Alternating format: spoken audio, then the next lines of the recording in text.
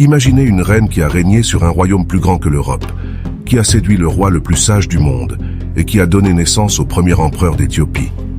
Cette reine, c'est Makéda, la reine de Saba.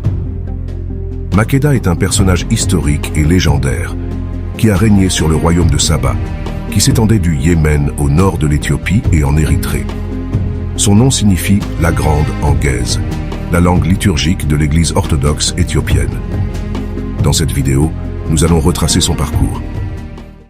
Makéda n'est pas une reine ordinaire. Elle est issue d'une lignée royale qui remonte à Noé et à son fils Cham, le père des Éthiopiens. Selon la légende, Cham aurait eu un fils nommé Cush, qui aurait eu un fils nommé Sapta, qui aurait eu un fils nommé Sab, qui aurait fondé le royaume de Saba. Makéda serait la fille du roi Béra et de la reine Ismeni. Avant même sa naissance, un songe prophétique annonça au roi que l'enfant qui naîtrait serait promis à un destin extraordinaire. Lorsque Makéda vint au monde, on raconte que le palais fut empli d'une lumière éclatante et d'un parfum envoûtant. Le roi Béra y vit le signe que sa fille était promise à de grandes choses. Il décida de lui donner le nom de Makéda, qui signifie « la grande » en gaze, la langue du royaume de Saba. Dès son plus jeune âge, Makéda se montra vive d'esprit et avide de connaissances.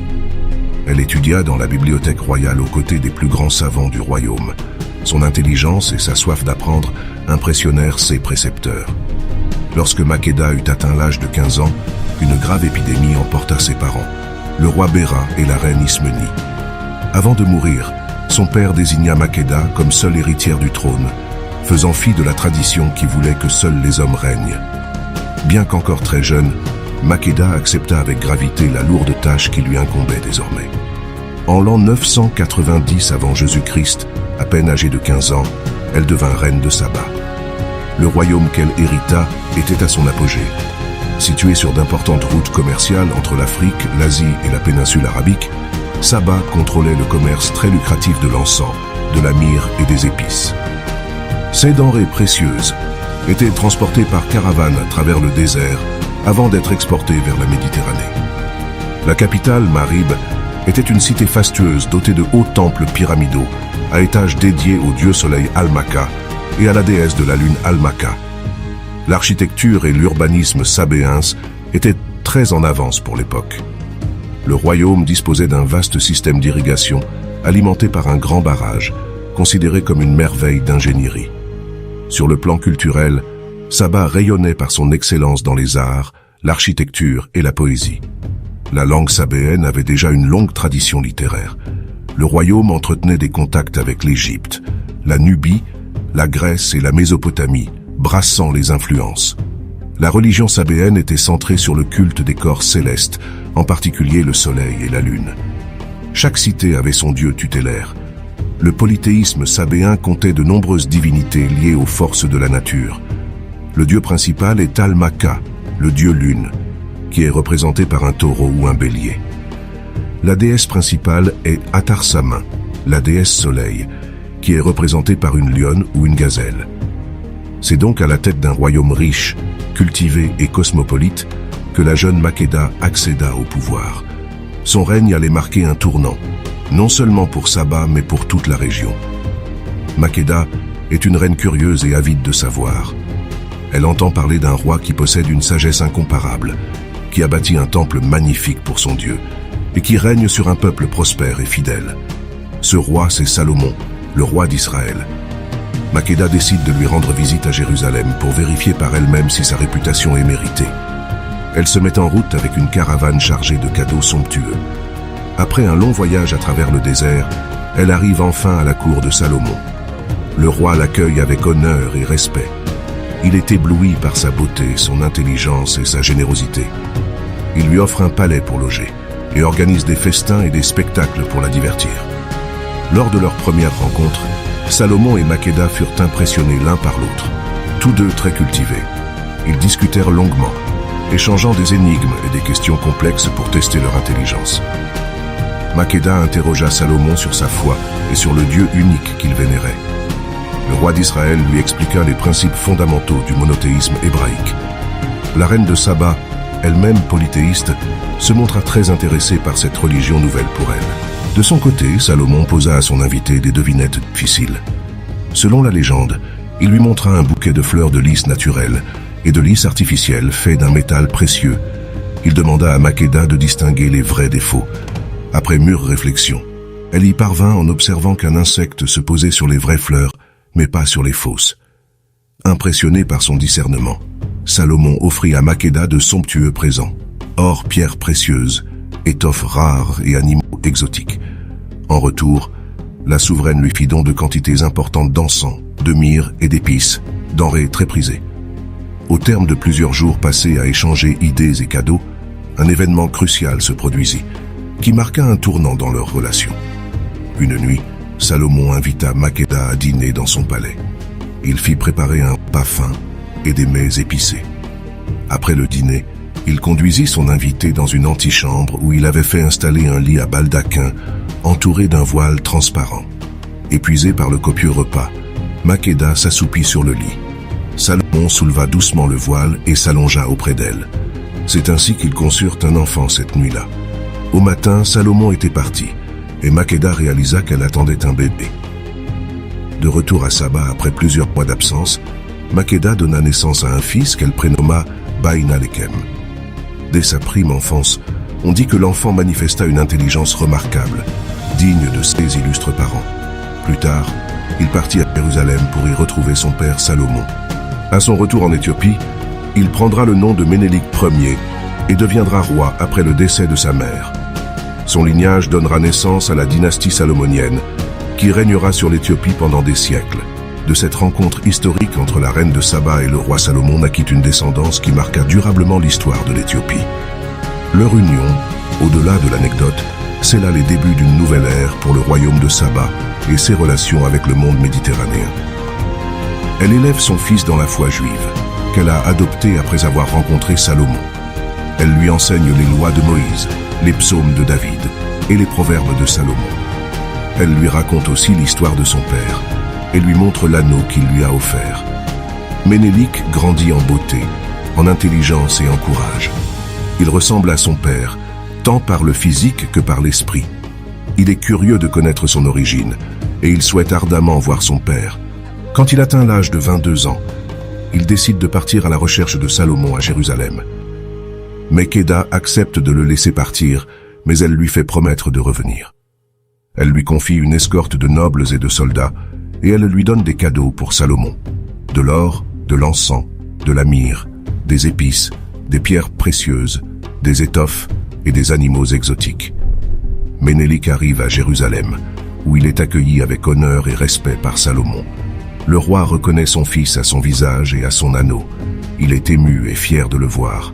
Il lui offre un palais pour loger et organise des festins et des spectacles pour le divertir. Les deux souverains se livrent à un dialogue passionnant, où ils se posent des énigmes, des questions philosophiques, religieuses ou politiques. Salomon est impressionné par la sagesse de Ménélik, qui répond à toutes ces questions avec justesse et finesse. Ménélik est charmé par l'esprit de Salomon, qui lui transmet son savoir et sa foi. Ils se font mutuellement des cadeaux symboliques. Salomon offre à Ménélik une couronne en or gravée du nom de son dieu Yahvé. Ménélik offre à Salomon une fleur de lys en or gravée du nom de son dieu Almaka. Ils se promettent une amitié éternelle entre leurs peuples. Mais il y a un secret que Salomon ignore. Ménélik a été initié par les prêtres éthiopiens au mystère de l'Arche d'Alliance, le coffre sacré qui contient les tables de la loi données par Dieu à Moïse sur le mont Sinaï. L'arche est conservée dans le temple de Salomon, où seul le grand prêtre peut entrer une fois par an. Ménélik a pour mission de rapporter l'arche en Éthiopie pour la protéger des ennemis d'Israël. Il élabore un stratagème pour la dérober. Il se lie d'amitié avec le fils du grand prêtre, qui lui ressemble comme deux gouttes d'eau. Il lui propose d'échanger leurs vêtements et leur place pendant une nuit. Il profite alors de l'occasion pour entrer dans le temple et s'emparer de l'arche. Ménélik quitte Jérusalem avec l'arche d'alliance, sans que personne ne s'en aperçoive. Il rejoint sa caravane et prend le chemin du retour vers Saba. Quand Salomon découvre la disparition de l'arche, il est furieux et désespéré. Il envoie des messagers pour rattraper Ménélik et récupérer l'arche. Mais il est trop tard. Ménélik a déjà franchi le Nil et il est protégé par un miracle.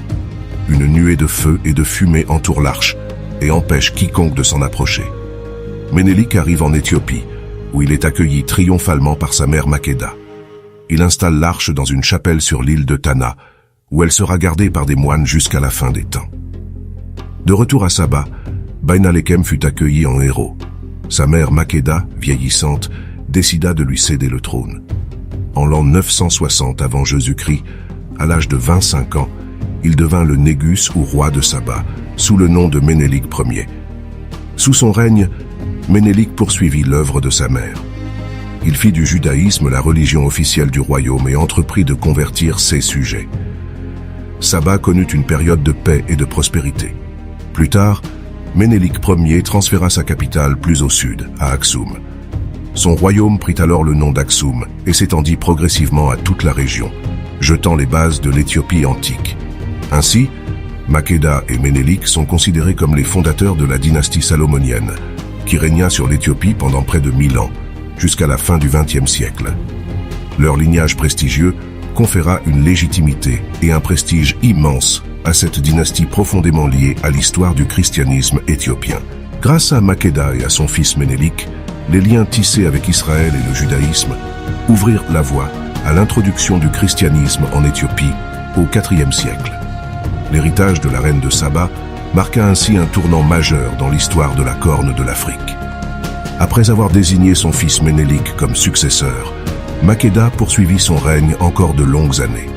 Selon la tradition, elle aurait régné pendant près d'un demi-siècle après être montée sur le trône vers l'âge de 15 ans. Dans ces dernières années, la reine de Saba se consacra surtout à des œuvres religieuses. Ayant été marquée par sa rencontre avec le roi Salomon et son enseignement, elle fit construire de nombreux temples dédiés au Dieu unique d'Israël. Elle voulait aussi laisser à la postérité des édifices grandioses, à l'image des grands pharaons bâtisseurs d'Égypte. Elle entreprit ainsi l'édification de plusieurs palais, dont le prestigieux palais de Makonas. Sur le plan commercial, le règne de Makéda vit la consolidation des routes caravanières permettant le négoce de l'encens et des épices. Saba connut sous son autorité une ère de prospérité économique et culturelle. Les dernières années de la reine furent assombries par un conflit avec le royaume de Himyar, au nord-ouest de Saba. Une guerre éclata pour le contrôle des routes commerciales.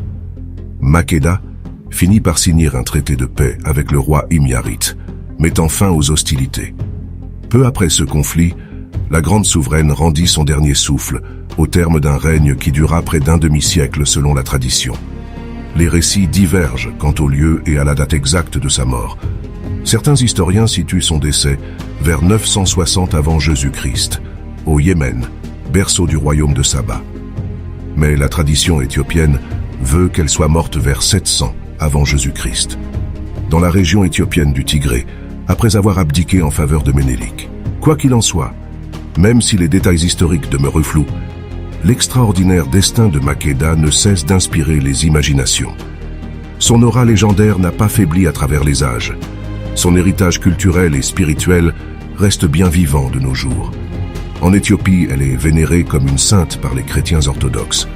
De nombreux lieux portent son nom, perpétuant son souvenir. Au-delà de l'Éthiopie, Makéda est devenue un symbole universel de sagesse, de beauté et de pouvoir féminin. Son histoire passionnante a traversé les âges, fascinant les esprits bien au-delà de son royaume de Saba. Elle est une source d'inspiration, montrant qu'une femme peut accéder aux plus hautes responsabilités et ouvrir son peuple à de nouveaux horizons spirituels. Par ses qualités hors du commun, la reine de Saba reste à jamais une figure légendaire qui traverse les siècles.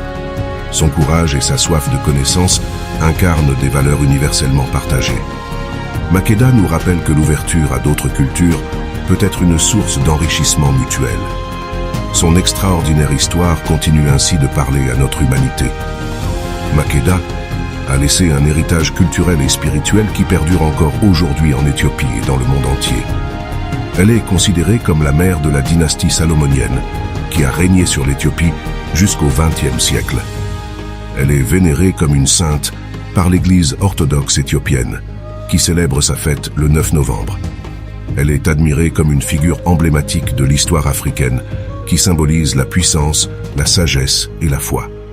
L'histoire de cette reine est inspirante pour la civilisation africaine, car elle montre que l'Afrique a une histoire ancienne, riche et glorieuse, qui n'a rien à envier aux autres civilisations. Elle montre aussi que l'Afrique a été le berceau de la sagesse, de la culture et de la foi, qui ont influencé le monde entier. Elle montre enfin que l'Afrique a été le lieu de rencontre et d'échange entre des peuples et des religions divers, qui ont su coexister dans le respect et l'harmonie. Makeda, la reine de Saba, est donc un modèle de puissance, d'intelligence et de tolérance qui peut inspirer les Africains d'aujourd'hui et de demain. Que nous enseigne la vie de cette reine? La vie de cette reine nous enseigne plusieurs leçons que nous pouvons adapter à notre ère. Voici quelques exemples. Elle nous enseigne l'importance de la curiosité et de l'apprentissage. Makeda a voyagé à travers le monde pour rencontrer Salomon, et elle a appris de sa sagesse et de sa foi. Elle a enrichi sa culture et son esprit, et elle a partagé son savoir avec son peuple. Nous pouvons nous inspirer de son exemple pour chercher à découvrir de nouvelles choses, à élargir nos horizons et à échanger avec les autres. Elle nous enseigne l'importance de la tolérance et du respect. Makeda a su dialoguer avec Salomon, malgré leurs différences religieuses et culturelles. Elle a su apprécier ses qualités, sans renier ses origines. Elle a su coexister avec les autres dieux sans imposer le sien. Nous pouvons nous inspirer de son exemple pour accepter la diversité, pour reconnaître la valeur de chacun et pour vivre en harmonie avec les autres. Elle nous enseigne l'importance de la puissance et de la générosité.